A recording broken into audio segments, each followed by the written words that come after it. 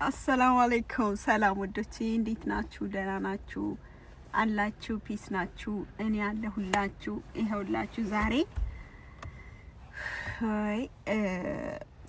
አዩቤ ትንሽ ጉንፋን ይዞት ነበረ። ትምህርት ቤት አልሄደም፣ እኔም አልሄድኩም። ጉንፋን ነው የያዘው፣ ኃይለኛ ጉንፋን፣ የሚያስጠላ ጉንፋን። አሁን አየሩ እየተቀየረ ስለሆነ የሚያስጠላ ጉንፋን ይዞታል። ምግብም አልበላም ብሎኛል። እስቲ ዝም ብለን ዞር ዞር እንበል። ከዛ በኋላ ምናልባት ማክዶናት ከበላ ከማክዶናት ምግብ ልግዛለት ብዬ እመጣለሁ። ለጣለ ይሄው እስካሁን ድረስ አልነሳም ብሎ መኪና ውስጥ ቁጭ አልኩኝ እና ቁጭ ብዬ ደብሮኝ መጨረሻ ላይ ትዝ ሲለኝ ለምን ቪዲዮ አልሰራላቸውም ለጓደኞቼ ያልኩኝና አሰብኩኝ ማለት ነው ውዶቼ። አንዳንድ ነገሮችን ዛሬ እናወራለን። ምን ላይ ነበርኩኝ ወይም ደግሞ የገጠመኝን ነገርን ምን አይነት ነገር ላይ ነኝ የሚለውን ነገርን እናወራለን ማለት ነው። ትንሽዬ በዚች አጋጣሚ መጠቀም ነው የጠፋሁት። ደግሞ እንግዲህ አንድ ጊዜ ከዩቲዩብ ላይ ከጠፋችሁ ተመለሱ አይላችሁም። አንደኛ ደረጃ ላይ በፊት እንደው ምን ሰዓት ባይኖረኝ ራሱ ተመልሼ በቃ መጣ ነበረ ማለት ነው፣ ገኝ ነበረ። አሁን ግን በቃ አላ አይደለ አረ ነው በቃ በጣም ቢዚ ነኝ።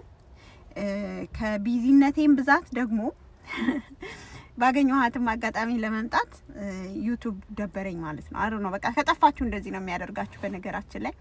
እና ውዶቼ ይሄውላችሁ እንግዲህ ያ ምን ላይ ነበር የከረምኩት የሚለውን ነገር ትንሽ ነገር ነግራችኋለሁ፣ ትንሽ አጫውታችኋለሁ። እሱ ምንድነው ካላችሁ እንግዲህ ታውቃላችሁ ከልጆች ጋራ ብቻዬን ያለሁት ስላችሁ ደግሞ እንግዲህ ሁላችሁም ታውቃላችሁ እንዴት እንደሆነ ማለት ነው። ሁለት ልጆች ጋራ ብቻዬን እንዳለሁኝ ማለት ነው። በፊት ታውቃላችሁ የበፊቱን አባትየውም 50-50 ነበረን። ለምን ብትሉ 50-50 ማለት የልጆቹ እሱ ኃላፊነቱን ባይወጣም 50% ኃላፊነት ነበረበት ማለት ነው። ባይወጣውም ያው እኔ እስከ ዛሬ ድረስ ዝም ብዬው ነበረ እየመከርኩት እየነገርኩት ከዛ በኋላ የዚህ ሀገር እንትኖችን ፋሚሊ ራይት የሚባሉ አሉ። እነሱ ጋራም ሄደን እንድናወራ ጠየቅኩትኝ ብዙ ጊዜ እነሱ እንዲያስማሙን ማለት ነው። እንዲያስማሙን ስላችሁ እናትና አባት ልጆችን እንዴት መያዝ እንዳለባቸው ካልተግባቡ ፕላን ያወጡላቸዋል ማለት ነው። ስንት ቀን እሱ ጋራ መሆን እንዳለበት፣ ስንት ቀን እናንተ ጋራ መሆን እንዳለባቸው እና ነገርኩትኝ። ከነሱ ጋራ መገናኘት አይፈልግም፣ ደወሉለት፣ ማግኘት አይፈልግም። ከዛ በኋላ የሆነ ወረቀት ጻፉልኝ ማለት ነው። ፍርድ ቤት ሄዳችሁ ልጆቹን 100% የምትጠይቁበትን ማለት ነው። እዛ መሄዴን የሚያረጋግጥ ማለት ነው። በመጀመሪያ ደረጃ ፋሚሊ ራይቶች ጋራ መሄድ አለባችሁ ፍርድ ቤት ለመሄድ። ከዛ በአመት ይቃጠላል እና 10 ወር ሙሉ ቻንስ ሰጠሁት። ለምን ብትሉ እዛ ሀገር ቤት ነበር የዛን ጊዜ። ጠብቂኝ ስመጣ 100% ሳንጣላ በፍቅር በሰላም 100% ስጠኝ፣ ያለበለዛ ደግሞ ልጆቹን ያዝ አልኩት። ለምን ብትሉ ያ አንዳንድ ቀን ራሱ ቢሆን መያዝ አለበት። በሳምንት አንድ ቀን ሊሆን ይችላል፣ ወይ በሁለት ሳምንት 2 ቀን ሊሆን ይችላል፣ ወይም ብቻ በተመቸው ሰዓት ማለት ነው የራሱ ቤት ውስጥ መያዝ እንዳለበት ነገርኩትኝና እሱ የሚፈልገው እኔ ቤት መጥቶ ልጆች መያዝ ነው። እኔ ቤት ኦኬ። 2 ጊዜ ምናምን ነገር ፈቀድኩለት ምናልባት ከገባው ብዬ። እንግዲህ አልገባውም ማለት ነው ውዶቼ። ሊገባው አልቻለም። በአጠቃላይ ሊገባው አልቻለም። የኔ ትግስት ሊገባው አልቻለም። ስለዚህ ወደ የት እያመዘነ ነው? ልክ ምን ታመጣለች ነገር ማለት ምን ታመጣለች? ምንም አታመጣም።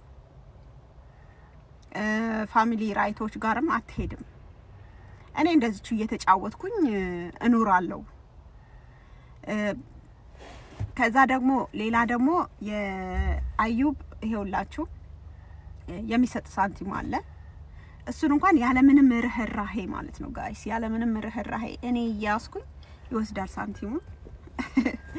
ጋይስ ይሄ እኮ አያድርስ ነው የእውነት ነው የምላችሁ። ከዛ በኋላ መጨረሻ ላይ ምን አደረኩኝ መሰላችሁ? ልክ 10 ወር ሲሞላ 2 ወር ሲቀረው ይሄንን ቻንስ መጠቀም አለብኝ ያ በቃ ፍርድ ቤት መሄድ አለብኝ ብዬ ወሰንኩኝ እና ጃንዋሪ ላይ ፍርድ ቤት ሄድኩኝ ስላችሁ አመለከትኩኝ ፍርድ ፍርድ ቤት አመለከትኩኝ። ከዛ በኋላ ፍርድ ቤቶች ለሱም ለኔም ነው የሚልኩት። እኔ በጽሁፍ ግጥም አድርጌ ጽፌላቸው ምናምን ነገር ላኩኝ። ያለ ምንም ጠበቃ ራሴን ችዬ ማለት ነው ጻፍኩላቸው። ከዛ በኋላ ምን አሉኝ ውዶችዬ፣ ለሱ ላኩለት። ለሱ ሲልኩለት እኔ እዚህ ሀገር አይደለሁም አለ። እኔ እዚህ መሄዱንም አላውቅም። በነገራችን ላይ ሄዳለሁ ብሎኛል እንጂ እንደ ሄደ ምናምን ነገር አላውቅም። እና ሀገር ቤት ነው ያለው የዛን ጊዜ ለካስ ያው ሄዳለሁ። አያቴ ታማለች። ሁሌም እንግዲህ በቤተሰብ አለ የሚተሳበበው። እኔ አሁን አይመለከተኝም፣ ግን አያቴ በጣም ስለታመመች አያቴን ይዤ መሄድ አይቀርም ነው ያለኝ እንጂስ ሄጃለሁ ብሎ አላለኝም ሲሄድ። እኔ ደግሞ ደክሞኛል ብየው ማለት ነው አውርቼው ተዋንጣላ ብየው ድክም ሲደ እየደከመው ሰው አታውቁም። ድክም አለኝ ጋይስ፣ ድክም ስልችት ማለት ነው። ከዛ በኋላ በቃ ምንም ነገር አላልኩኝም። እኔ ፍርድ ቤት ነው የሄድኩትኝ ማለት ነው ቀጥታ እና ያመለከትኩትኝ። ከዛ በኋላ ፍርድ ቤቶች ደግሞ ለኔም ለሱም ነው የሚልኩት ወረቀት፣ እኔ ማመልከቴን የሚገልጽ ወረቀት ሲልኩለት ምን አለ፣ ምን ሰዓት ቀን ቀጠሩን እንጂ መቼ መሰላችሁ ያሉት? ፌብሩዋሪ ማርች ያለፈው ወር ማለት ነው። እንግዲህ በሁለተኛ ወር ማለት በነጮቹ በሁለተኛ ወር በሶስተኛ ወር ነው እንጂ በ17 ቀጠሩን። ከዛ በኋላ እሱ ሲደርሰው ምን አላቸው መሰላችሁ? ጠብቁኝም አይደለም ያለው፣ ለነሱ መልሶ ምን ብሎ ላከላቸው? እኔ እዚህ ሀገር አይደለሁም ሀገሬን ያለሁት ብቻ ብሎ ነው የጻፈላቸው። ያንን ላኩልኝ እና የምመለሰው አፕሪል 31 ነው ብሎ ጻፈላቸው። ከዛ በኋላ ሲጽፍላቸው ለኔ ላኩልኝ። እንጠብቀው ወይስ አንጠብቀው ይለውን እኔ ወይ እንጠብቀው እንድላቸው ወይም ደግሞ ለምረው እንጠብቀው ብዬ ምክንያት ሰጥቼ እንድከራከርና በዚያን ቀን ፍርድ ቤት እንድቀርብ ማለት ነው ወዶቼ። ከዛ በኋላ የዛለታ ጻፍኩላቸው። እኔም ለምንድን ነው የምንጠብቀው? ጠብቁኝ አላላችሁም። አንደኛ ደረጃ ሀገር ቤት አይደለሁም ነው ያለው። ለልጆቹ ኃላፊነቴን እወጣለሁ፣ ስለልጆቹ ይመለከተኛል ካለ አይደለም አፍሪካ የትም ሀገር ቢሆን ለልጆቹ የሚያስብ ከሆነ ለልጆቹ ኃላፊነቱን የሚወጣ ከሆነ እኔም ያልኳችሁ ኃላፊነቱን አይወጣም። እዚህ ሀገር አይደለም ከሀገር ነው የሚዞረው። የልጆቹን ምንም ነገር እንትን አይልም። እና እኔ አንዳንድ ጊዜ አንዳንድ ትምህርት ቤት ለማመልከት ስል አሁን ለምሳሌ አምና የዛሬ ያለፈው ሴሚስተር ሂሳብ ሁለተኛ ሂሳብ እማር ነበረ። አቋረጥኩትኝ። ለምንድን ነው ያቋረጥኩትኝ? አዩብዬ ትምህርት ቤት አመልክቼለት ትምህርት ቤት አለው የልጆች ሙያ አለው፣ ግን የልጆች ሙያው መቀየር ፈልጌ የልጆቹን አልፈረምም። ከዛ በኋላ አመለጠኝ። እዚህኛው በፊት ያለበት የልጆች ሙያ እስከ ስንት ሰዓት መሰላችሁ የሚሰሩት? ልክ እስከ 17 ሰዓት ብቻ ነው የሚሰሩት። እስከ 17 ሰዓት ማለት ስንት ሰዓት ነው በኢትዮጵያ ያለው ነው። ብቻ ግን እስከ 17 ሰዓት ነው የሚሰሩት። ከዛ በኋላ ደግሞ መኪና የለኝም የዛን ጊዜ መድረስ አልችልም፣ በባስ ስለሆነ የሚሄደው። ከዛ በኋላ አቋረጥኩኝ ማለት ነው። ተገድጄ አቋረጥኩኝ እሱ ስላልፈረመ። ከዛ በኋላ ለምንድን ነው ያልፈረምኩት ስለው ፈርም ያለው አለኝ። ግን ስላልፈረመ ነው እንትን ያለኝ። ስለዚህ ለዚህ ነገር ስለሚያስፈልገኝ እኔ የብቻ ወይም ደግሞ የብቻ ማሳደግ መብት ማለት ነው። ለብቻዬ ልጆቼ እኔ እንደወስን የፈለገኝን ነገር እንደወስን ለኔ ማለት ነው እንዲሰጠኝ ስለሚያስፈልገኝ በቃ ልክ አለ አይደለ? ያዕቆብም እንደዚህ አንዳንድ ነገሮች ላመለክት ስል በጣም ይከብድብኛል። ሁሌ እሱን ኮንታክት ማድረግ አለብኝ፣ መፈለግ አለብኝ። ስለዚህ አሁን ልጆቹ ምንም ኬር የለውም ነው ያልኳቸው። ኬር ካለው መጥቶ ይሳተፍ በዛን ቀን አልኳቸው። ከዛ በኋላ ያንን እንትን አሉ። በዚያን ቀን እነሱ ያሉት ቀን ማለት ነው እኔ እንትን ይግባኝ ባልኩበት ቀን ላይ እንዲመጣ ተጻፈለት። አልመጣም። ከዛ በፊት ግን ምን አደረጉ መሰላችሁ? ፍርድ ቤቶች ከመፍረዳቸው በፊት ትክክለኛ ነገር ማድረግ ስላለባቸው ፋሚሊ ራይቶች ጋር እንደገና ላኩን ማለት ነው። እነሱ ጋራ ላኩ። ከዛ በኋላ እነሱ እንዲያወሩን አደረጉ። እኔ በቀን የተገኘው በሱ ቀን እሱ አልተገኘም። ከዛ በኋላ ፋሚሊ ራይቶችም እሱ አልተገኘም ብለው ጻፉልኝ። አሪፍ ነገር ጻፉልኝ። ከዛ ያለ ምንም ጠበቃ ጋይስ ለራሴ ጠበቃ ሆኜ ምንም አይነት ጠበቃ ሳያስፈልገኝ ራሴ ማለት ነው ራሴ የፍርድ ቤት ቀን ቀጥ ብዬ ሄድኩኝ። ከዛ በኋላ ማለት ነው በደቂቃ እኔ እኮ ብዙ ሰዓት ያስቆየኛል ብዬ ነበር ያሰብኩትኝ። ወዲያውኑ ማለት ነው ወዲያውኑ በልክ ቁጭ ብዬ ገና ሄጄ እንዲህ ነው አይደል የምትፈልጊው 100% ልጆቹ ላንቺ ማሳደግ መብቱ እንዲሰጥሽ ነው አይደል የምትፈልጊው? እሱ ለምን ኃላፊነቱን ስለማይወጣ እንደዚህ ስለሆነ እንደዛውም ደግሞ ልክ አሁን እኛ ያን ነገር ያየ ነው እኛ ኬር ቢያደርግ ኖሮ ዛሬ ይመጣ ነበረ። እንደዛውም ደግሞ ፋሚሊ ራይቶች ጋርም ተጠርቶ የዛን ጊዜም ሊመጣ ይገባ ነበር፣ አልሄደም። ስለዚህ ይሄ የሚያሳየው ምንድነው? ኬር እንደሌለው ነው፣ ወይም ደግሞ ኃላፊነቱ መወጣት እንደማይችል ነው የሚያሳየው። ስለዚህ የምትፈልጊው ልጆቹ 100% እንዲሰጡሽ ነው አይደል አለኝ። አዎ አልኳቸው። ከዛ በኋላ በቃ ከዛሬ ቀን ጀምሮ 100% ተሰጥቶሻል አሉኝ። ይሄውላችሁ 100% ተቀብዬ በ5 ደቂቃ ባልሞላ ውስጥ 100% ተቀብዬ ወደ ቤቴ እያሸበሸብኩ ማለት ነው እየጨፈርኩኝ አይ ጌታ አንተ ምን ይሳንሃል የኔ ጌታ፣ የለመንኩትን ሁሉ ያሰብኩትን ነገር ሁሉ እያሟላልኝ። ይኸውላችሁ እንግዲህ እስከዛሬ ድረስ የማይታለፉ የሚመስሉ ቀናቶችን ከባድ ጊዜያቶችን ምናምን ነገር እያለፍኩኝ እንግዲህ ይኸውላችሁ እዚህ ደርሻለሁ እላችኋለሁ ውዶቼ። ለማንኛውም እኔ ልጆቼን አሁን 100% እኔ ራሴ ተቀብያለሁ። እንደዛውም ደግሞ ይግባኝ ማለት መብት ነበረው። ይግባኝ እስከ ምንድነው ዛሬ ቀን 10 ነው አይደለ? እስከ 7 አፕሪል 7 ድረስ ነበር የተፈቀደለት። ሰው ይግባኝ ያለ አይመስለኝም። ይግባኝ ቢል ኖሮ እንትን ምንድነው እኔ ጋራ መልእክት ሊላክልኝ ይችል ነበር እና ግን እሱ ግን ማለት ነው ይሁላችሁ እዚህ ጋራ ሊያስፈራራኝ ሞከረ ማለት ነው ውዶቼ። ልክ እነሱ ምንም አያደርጉልሽም። ፋሚሊ ራይቶች ጋር ብትሄጂ የፋሚሊ የሚመለከታቸው ሰዎች ጋር ብትሄጂ ምንም አያደርጉልሽም። ልጆች ልክ ለልጆቹ አደጋ እንደሆነ ምናምን ትንሽ ሊያስፈራራኝ ሞከረ። እኔ እስከዛሬ ድረስም ቢሆን እንደዛውም ደግሞ አልችልም እንዳትዪ ምናምን ነገር በኋላ ምናምን ነገር እስከዛሬ ድረስ እኔ አይደለው እንዴ ይሄው አዩቤ አሁን 2 አመት ከ8 ወር ሊሆነው ነው። 2 አመት ከ8 ወር ሙሉ ከማርገዙ ጀምሬ እስካሁን ድረስ እኔ ነኝ እንግዲህ ያስኳቸው ያለሁትኛ አይደለም። እንደዛውም ያዕቆቤ ደግሞ በጣም ከባድ በሆነበት ጊዜ ያን ጊዜ አዩቤ በሆዴ እያለ እየወደኩ እየተነሳሁኝ እኔ ነኝ ያሳደግኩትኝ። ከስንት አመት ጀምሮ እኔ ብቻዬን ነው የተንከባከብኩትኝ። አዩብንም ያዕቆብንም ቢሆን እኔ ብቻዬን ነው ያሳደግኩት ማለት ትችላላችሁ ውዶቼ። አብረን ሆነን እሱ በጣም ትግስት የለውም ነበር። እኔ ነበርኩኝ 100% ኃላፊነቱን ስወጣ የነበረው እንደ እናት ማለት ነው። ግዴታም ስላለብኝ ውዴታ ብቻ ሳይሆን ግዴታም ስላለብኝ ወድጄ ፈልጌ እስካመጣቸው ድረስ እኔ ግዴታ ስላለብኝ ሰው ይሄንኛው ሰው ደግሞ ግዴታውንና ውዴታውን ማያውቅ ከሆነ የሆነ ነገር በሚያደርግ ሰዓት ዋው አንቺን ረድቼሽ እንደዚህ አድርጌልሽ እኮ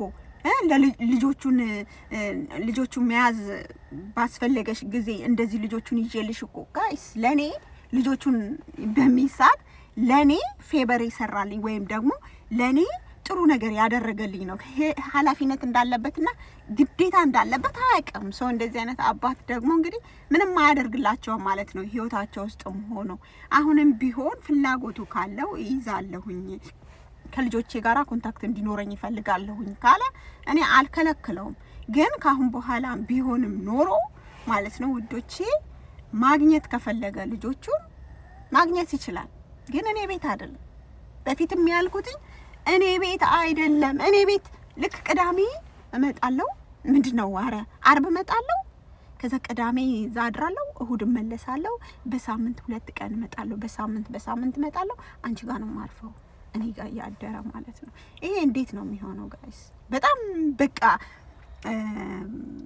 የሆነ ቆይ እስቲ እንዴት ነው ያሰበው? እንዴት ነው ያሰበው? አንዳንድ ወንዶች ጋይስ የእውነት ነው የምላቸው አንዳንድ ወንዶች ማይንድ የላቸውም እና ዋት እንዴት ነው ያሰበው? እኔ ቤት መጥቶ ይይዛል ማለት ነው። ያንን ደግሞ በሳምንት 2 ቀን ደግሞ ይዟል ማለት ነው። እና ግን አሁንም ልጆቼ ለኔ 100% ተሰጥተው የአዩቤን ብርም ይወስዳል። እኔ የዚህ ሀገር መንግስትን ምን እንዳስነካቸው አላውቅም።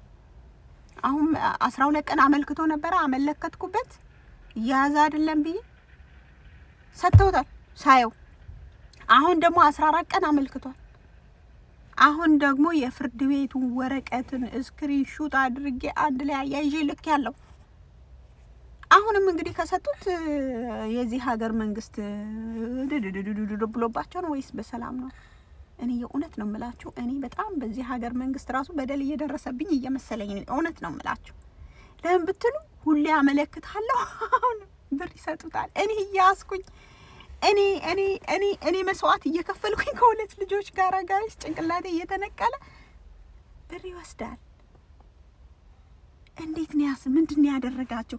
ለኔ ራሱ በዚህ ሀገር መንግስትን እኮ መሸወድ አትችሉም። አይደለም እየተመለከተባችሁ እንደውም ስማችሁን ደብቃችሁ አናውና ነው ምናምን ነገር አናውን ሆናችሁ ማመልከት ትችላላችሁ። እኔ ግን ስሜን፣ ስልክ ቁጥሬን፣ ፐርሰናል ነበር ሁሉ ነገሬን ጽፌ እኔን ከፈለጋችሁ ኮንታክት አድርጉኝ ብዬ ነው። አንድ ቀን እንኳን ኮንታክት አድርገውኝ አያውቁም። ሁሌ ብር ይልኩለታል። እኔ የምጠብቅበትን ጨጓራ የሚቆስልበት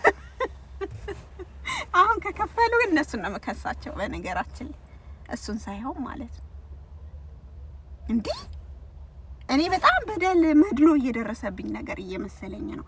አሁን ሳስበው በጤናቸውም አልመስል አለኝ ጋይስ። እና ውዶቼ ለማንኛውም እንደዛ ነበርኩኝ።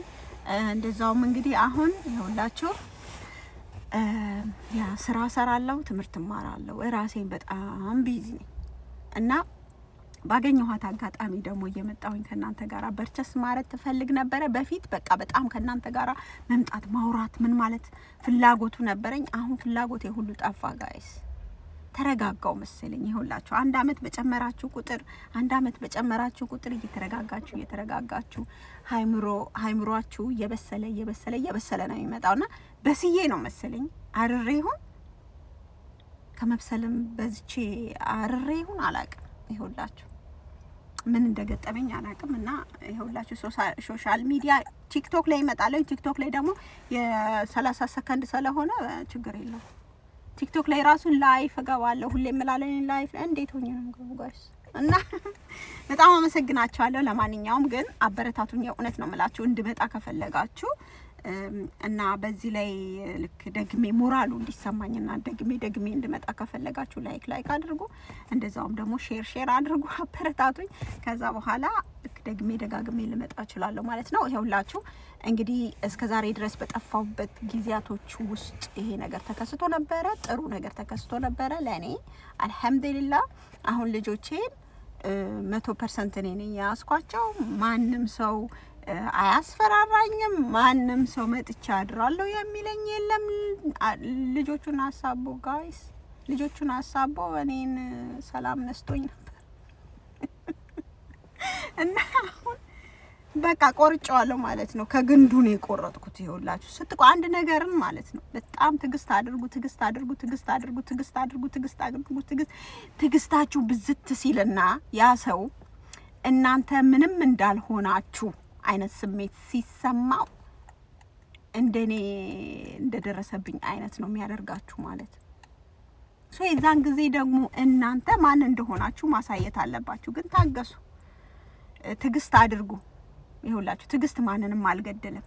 ትግስት እንደውም ያኖራል፣ ያበለጽጋል፣ ህይወትን ያሳምራል፣ በሰላም ከሰዎች ጋር ያስኖራል።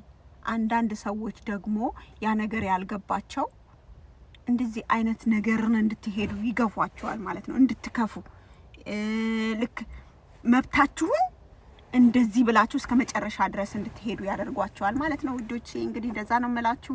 ወሬ አበዛውባችሁ። ስላያችሁ ስለተመለከታችሁ በጣም አመሰግናችኋለሁ። ወዳችኋለሁ፣ አከብራችኋለሁ። ሁላችሁም ሴቶች ትችላላችሁ። የፈለጋችሁትን ነገር መሆንን ትችላላችሁ። ያሰባችሁበት ቦታ መድረስ ትችላላችሁ። ሁሉን ነገር ትችላላችሁ። እናንተ ሁሌም እስከ ዘላለም ድረስ ተፈላጊ ናችሁ። ኦኬ